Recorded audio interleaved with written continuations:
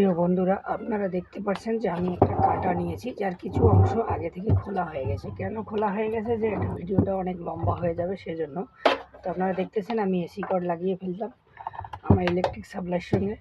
আমি কাটার পেছনে যে অন অফ সুইচ আছে, আমি অন অফ সুইচ দেওয়ার চেষ্টা করব। তো দেখুন এখানে অন অফ সুইচ কোথায় আছে আমি আপনাদেরকে দেখান। এই যে দেখতে পাচ্ছেন এখানে অন অফ সুইচ আছে। তো আমি সুইচ অন করলাম, তো ডিসপ্লেতে দেখতে পাচ্ছেন কিচ্ছু আসতেছে না, অর্থাৎ কাটাটি ডেড হয়ে আছে। তো আমি স্ক্রুগুলোকে আগে খুলে রেখেছি। আমি এখন ভিতরের দিকে প্রবেশ করবো, দেখবো কী কন্ডিশন বা কী অবস্থায় এই কাটাটি রয়েছে। তো সেটা দেখার জন্য দেখতে পাচ্ছেন যে এখানে অনেকগুলো কাঁচরা জমে গেছে। তো সেই কাঁচরাগুলোকে আগে আমার একটু, যেহেতু এটা টেপিং করে রেখেছে সেই জন্য এটা খুলতে চাচ্ছে না। তো আমাদের টেপিংটাকে কাটতে হবে। টেপিংটাকে আগে আমি কেটে নেব।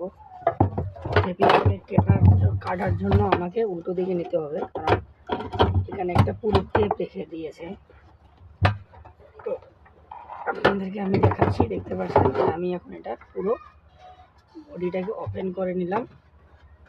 ওপেন করে নেওয়ার সঙ্গে সঙ্গে আমরা চেক করবো যে এই কাটাটির কী সমস্যার কারণে কোনোভাবেই অন হচ্ছে না।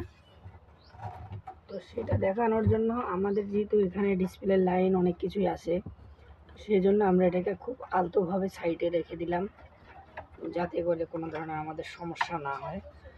তো সবার আগে আমাদেরকে বেশ কিছু জিনিস চেক করতে হবে। সেটার মধ্যে প্রথম চেক হলে আমাদের যে ইলেকট্রিক সাপ্লাই লাইনটা আছে, এই ট্রান্সফরমার হয়ে এখানে এসি 12 ভোল্ট আসতেছে কিনা আমরা আগে সেটা দেখে নেব। তারপরে আমরা দেখব যে এর মাদার বোর্ডে কোনো সমস্যা আছে কিনা।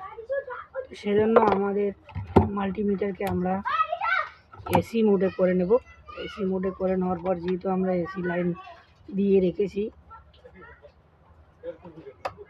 তো এখানে মূলত আমাদের দেখা যাচ্ছে যে আমাদের এসি লাইন থেকে কোনো ভোল্টেজ আসতেছে না, কারণ ট্রান্সফরমার থেকে 12 ভোল্টেজ বাইর হবে। বাইর হওয়ার পরেই কিন্তু সেটা ট্রান্সফরমার হয়ে আমাদের ব্যাটারি চার্জারের দিকে যাবে। তো আমরা আগে এসি কর্ডটাকে চেক করব। যেহেতু এটা সিরিজ লাইনে আছে, দেখতে পাচ্ছেন সিরিজ লাইনে থাকার কারণে এটা কর্ডটা আমার ঠিকই আছে। তো আমাদের মূল প্রবলেম আগে দেখতে হবে যে আমাদের ট্রান্সফরমারের মধ্যে মূল প্রবলেম আছে। আর যেহেতু অনেক দিন থেকে কাটাটি পড়েছিল ব্যাটারি, আদার্স আমি অন্য কিছু চেক করার জন্য মূলত আমি এখানে একটা এক্সট্রা ট্রান্সফরমার লাগিয়ে আপাতত চেক করে